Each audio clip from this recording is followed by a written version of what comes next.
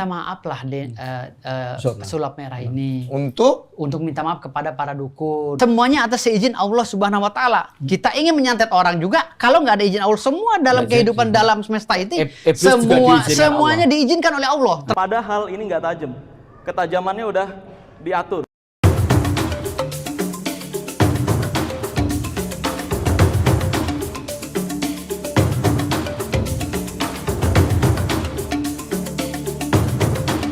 Apa kabar kalian? Semoga kalian semua tetap dalam keadaan sehat. Pada video kali ini kita kembali membahas tentang Dukun dan Marcel. Tonton videonya sampai habis, karena hanya di channel ini kalian akan mendapatkan informasi serta hiburan karena pada video dilengkapi oleh meme lucu. Pada pembahasan pertama kita akan membahas tentang dukun yang datang di podcast Denny Sumargo, yang membuktikan bahwa bisa kebal dengan tebasan golok. Padahal hal ini telah dibongkar oleh Marcel, bahwa teknik pisau atau golok itu ketajamannya sudah diatur, oleh karena itu tidak berbahaya. Ini teknik kebal pisau dan golok seperti ini. Pisau dan golok rahasianya ketajamannya udah kita atur. Jadi perlu diketahui bahwa golok yang dipakai oleh dukun tersebut sudah diatur ketajamannya, tidak berbahaya alias tidak tajam dan tumpul.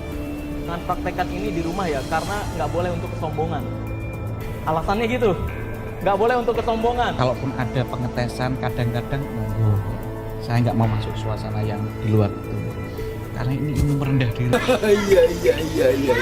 Dan nantinya pasti dukun tersebut mengatakan bahwa hal ini tidak boleh dilakukan di rumah atau sembarangan, karena tidak boleh untuk kesombongan. Itu hanya alasan dukun tersebut. Selanjutnya Dr. Richard Lee dan Marcel menantang dukun tersebut untuk adu kebal dengan pisau bedah yang kecil milik Dr. Richard Lee. Karena dengan golok saja bisa kebal, apalagi hanya dengan pisau kecil. Kalau bisa, Dr. Richard Lee akan memberikan 100 juta pada dukun tersebut. Sampai untuk Om Daus ya, sama untuk Jindan, yang terjindan-jindan.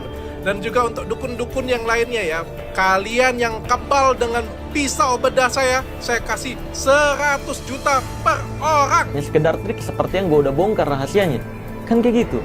Ya, kayak kebal-kebalannya. Minta maaf lah pesulap merah ini untuk minta maaf kepada para dukun. Lalu bilang, oh yang penipu itu diduga si Marcel dan dia itu cabul. Pengacara tersebut menyuruh pesulap merah untuk meminta maaf kepada para dukun. Padahal pesulap merah hanya membuktikan trik-trik tipuan yang digunakan dukun. Semuanya atas seizin Allah Subhanahu wa taala. Kita ingin menyantet orang juga, kalau nggak ada izin Allah, semua dalam kehidupan dalam semesta itu semuanya diizinkan oleh Allah. Dan pengacara tersebut mengatakan bahwa semua butuh izin Allah. Di sini saya jelaskan sebentar, karena pengacara ini sudah ngelantur omongannya. Memang benar semua butuh izin Allah, tapi ingat perbuatan baik dan jahat itu berbeda. Jika dia mengaitkan dengan santet itu salah. Karena semua perbuatan buruk itu datangnya dari bisikan setan dan itu membawa kita pada dosa. Kata-kata pesulap merah, dukun cabul dan dukun itu penipu, otomatis ada penurunan, penghasilannya menurun. Kemudian dukun-dukun tersebut juga memprotes aksi pesulap merah, karena membuat penghasilan dukun-dukun tersebut menurun. Salahannya Gus Samsudin itu tidak mencapai trik itu. Berarti Gus Samsudin itu trik ya, bukan benar. Berarti Persatuan Dukun Indonesia pun setuju bahwa Gus Samsudin itu bukan goib, trik ya. Belum.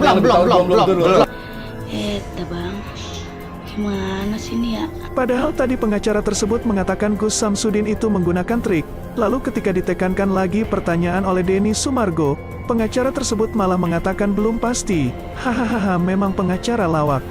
Bang Kombat, bang, lu tuh ngapain anjay, ha? Negara itu ketika ada orang bodoh berbicara dan yang mendengarkan itu orang bodoh pula, maka negaranya akan menjadi bodoh. Jadi bagaimana menurut kalian tentang dukun yang baru muncul tersebut? Ingat, hal gaib dan dukun berbeda. Kita wajib mempercayai hal gaib, tapi jangan mempercayai dukun. Sekian dulu videonya, berikan komentar kalian tentang dukun-dukun tersebut.